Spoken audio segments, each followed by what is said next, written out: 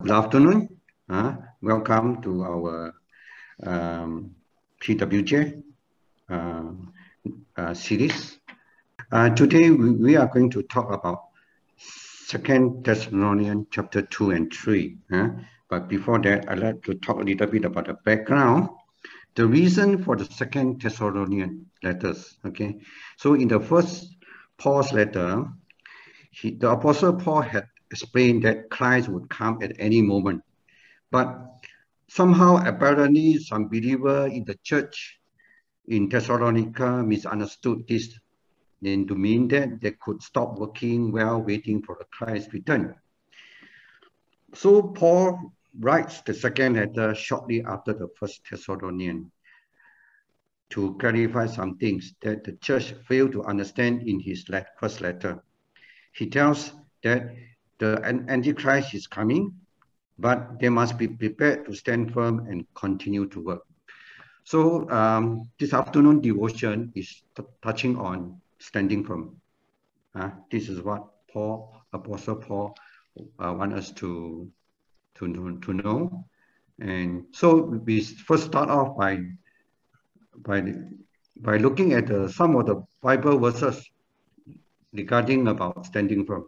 If we can see that there are about 8 Bible verses touching on standing firm.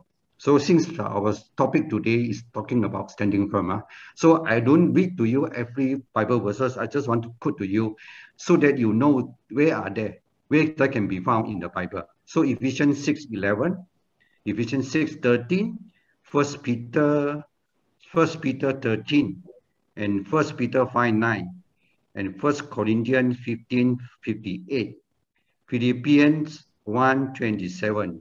Okay, the next 3 verses are 1 Corinthians 16:15, 13, and Philippians 4:1, and 2 Thessalonians chapter 2 verse 15. So our discussion mainly touch on 2 Thessalonians chapter 2 verse 15. So I will expound it slightly more in the coming slides. So I read to you first. What is this verse speak about? So then, brothers and sisters, stand firm and hold on to the tradition. Paul used the word teaching which you were taught, whether by word or of mouth or by letter from us. So there are 8 Bible verses talking about standing firm. Jesus wants us to know how and why we need to stand firm. So standing firm in the faith also can be means hold on to the teaching and against what? Against the scheme of the evil one and even the false teaching as well. So what does the Bible talk about so much about standing firm? Actually, you can find it in other Old Testament as well, New Testament. There are about 100 verses, but which I'm not going to talk about it now, but I'm not going to talk about 2 Thessalonians chapter 2 mainly. Okay, right. The main subject of standing firm here is talking about the man against the man of lawlessness. Even though we have discussed it yesterday by Pastor Cormoy, but I think it's good to go a little bit more deeper, which we can also talk about it after this sharing. Who is this man of lawlessness? He's a deceiver. He's a son of destruction, and he will oppose and he will assert himself against God. He is the Antichrist. He will come to the world at the beginning of the day, at the day of the Lord. He set himself up in God's temple, proclaiming himself to be God. He displayed in all kinds of counterfeits, miracles, signs, and wonders. Those refuse to believe in Jesus will perish because they refuse to believe in the truth and be saved. So non-believers are disrooted and they will believe the lies. They will believe the lies, and so that all will be condemned who have not believed the truth, but have delighted in wickedness. So yesterday we talked about the word delusion.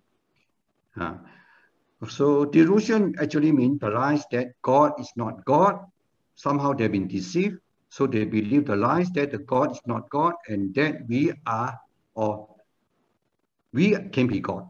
So this is a deception coming to at the end of the day when somehow people will believe the lies that God is not God and that they can be God. Okay, so I go a little bit more further after this slide. Okay, further observation. What can we say about this lawlessness? Okay, lawlessness is on the rise. It's recorded in 1 Timothy, 2 Timothy. Such lawlessness will continue and increase. 2 Timothy 3:13. In the end times, when the man of lawlessness appear on the scene, he will be welcomed with open arms. And those who have rejected the true Prince of Peace, Jesus Christ, will fall for the Antichrist's empty promise of peace. Be on guard, okay? Be alert. You do not know when the times will come. This is Mark 13:33, right? Okay, the action of the Antichrist will cause an upheaval in the worldwide kingdom, and forces from the east will gather to fight against God, Jesus himself, and the King of Kings and the Lord of Lords, who come to put down the man of lawlessness and his allies in the great battle of Armageddon.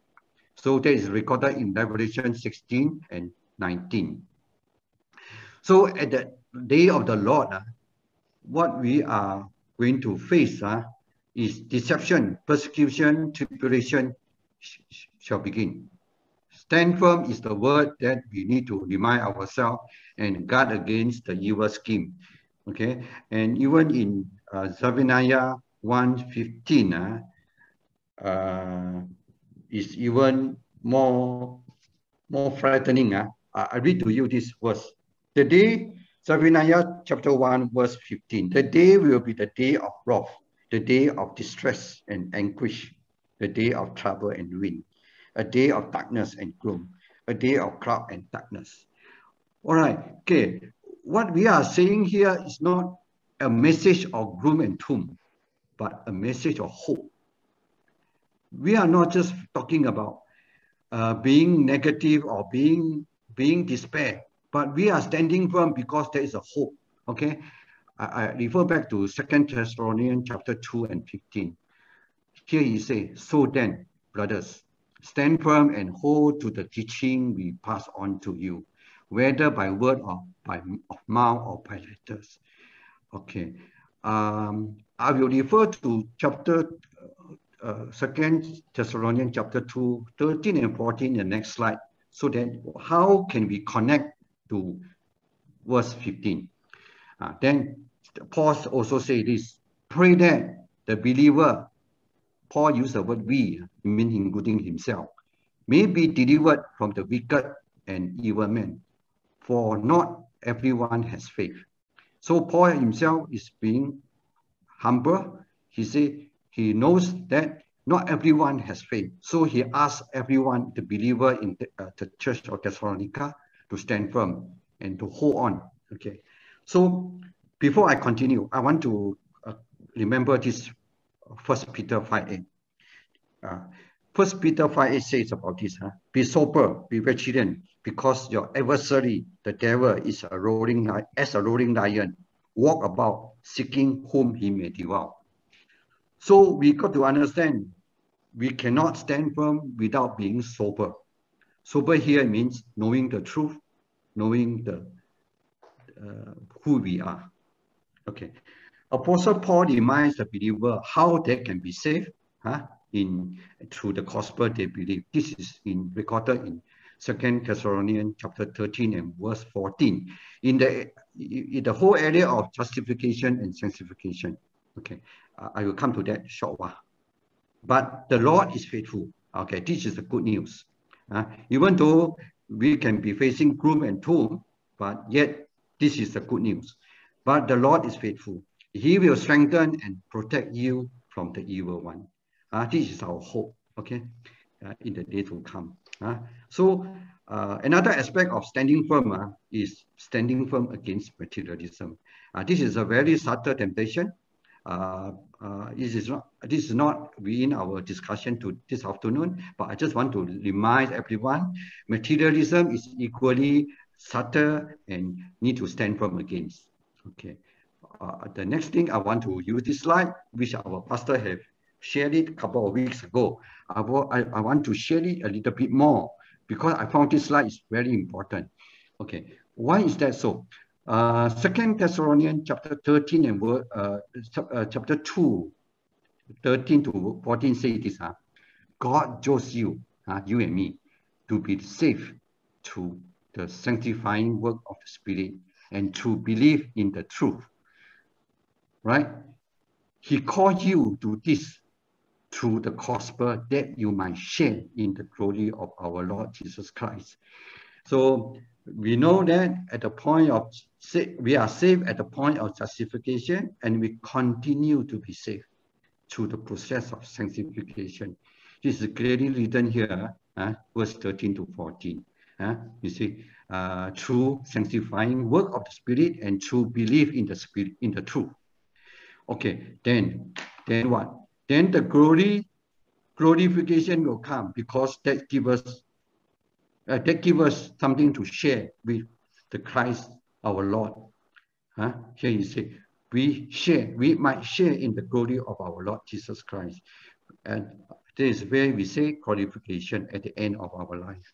So based on 13 and 14 verse, and we can connect it to 15, then Apostle Paul said, so then, because of 13 and 14, verse 13 and 14, he can say this, so then, brother, stand firm.